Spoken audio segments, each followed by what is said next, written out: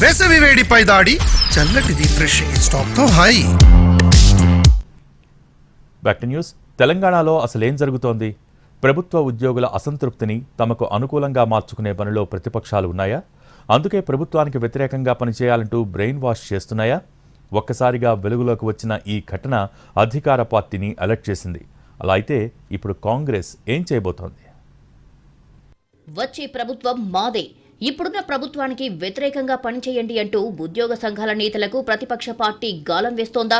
తెలంగాణలో ప్రభుత్వంపై పోరాటానికి ప్రతిపక్షం రోజుకో ఎత్తుగడ వేస్తోంది.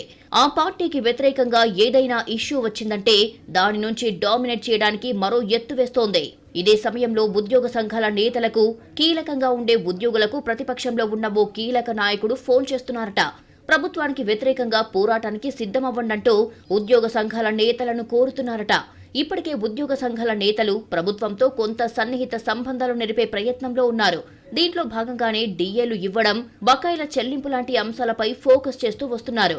ఇటీవల ఉద్యోగ సంఘాల జేఏసీ సమావేశమై మరికొన్ని డిమాండ్లను ప్రభుత్వం ముందు ఉంచింది. ప్రభుత్వ ఉద్యోగులను ఎరగా వాడుకునే పనిలో పడింది ప్రతిపక్షం. ఉద్యోగులను సర్కార్ మీదికి ఉసిగొల్పాలని ప్రతిపక్ష పార్టీలో ఓ నేత పావులు కదుపుతున్నారు అనే సమాచారం ఇంటెలిజెన్స్ కి చేరింది. ఉద్యోగ సంఘాల నేతలకు ఫోన్లు చేసి సమస్యలపై ఉద్యమాలు చేయాలని, ప్రభుత్వానికి వ్యతిరేకంగా ఉద్యమాలకు సిద్ధమవ్వాలని కోరినట్లు ఇంటెలిజెన్స్ ద్వారా ప్రభుత్వానికి చేరింది. దాంతో సర్కార్ అలర్ట్ అయ్యింది. అయితే దీనిపై మంత్రి పొన్నం ప్రభాకర్ స్పందించారు. ప్రభుత్వం, ఉద్యోగులు వేరువేరు కాదు, ఇద్దరూ కలిసి పనిచేస్తేనే ప్రభుత్వం అనేది మర్చిపోవద్దన్నారు. కాంగ్రెస్ అధికారంలోకి వచ్చినప్పటి నుంచి ప్రతిపక్ష పార్టీ ఏదో ఒక ఇష్యూతో ప్రభుత్వాన్ని బలహీనపరిచేందుకు కుట్ర చేస్తోందని ఆరోపించారు.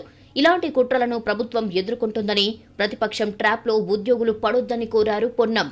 ప్రభుత్వ ఉద్యోగులు ప్రజా సమస్యల్ని పరిష్కరిస్తూ ప్రభుత్వం పక్షాన తీసుకుంటున్నటువంటి పథకాలు ప్రజలకు లబ్ధి పొందేటువంటి బాధ్యత కలిగినటువంటి వివిధ ప్రభుత్వ ఉద్యోగులను కూడా రెచ్చగొట్టేటువంటి ప్రయత్నం చేస్తుంది. వాళ్ళంతా విజ్ఞులు. ఇలా మా ప్రభుత్వం ఇంత ఆర్థిక సంక్షోభం ఉన్నా అన్ని రకాల సహకారం చేయాలని మేము తప్పకుండా భావిస్తూ ఉన్నాం. మేము వేరు కాదు. ప్రభుత్వం అంటే మేము తీసుకునే నిర్ణయాలను మీరు అమలు చేస్తారు, మీరు సూచించే అంశాలను మేము నిర్ణయం తీసుకుంటాం. కాబట్టి దయచేసి అటువంటి రెచ్చగొట్టేటువంటి వాళ్ళ పట్ల అప్రమత్తంగా ఉండాలని కోరుతూ, ప్రతిపక్షం వేస్తున్న ఎత్తులను చిత్తు చేసేందుకు అధికార పార్టీ వ్యూహాలు సిద్ధం చేసుకుంటోంది. అయితే ఉద్యోగ సంఘాలు ఎలా వ్యవహరించబోతున్నాయన్నది కీలకంగా మారింది.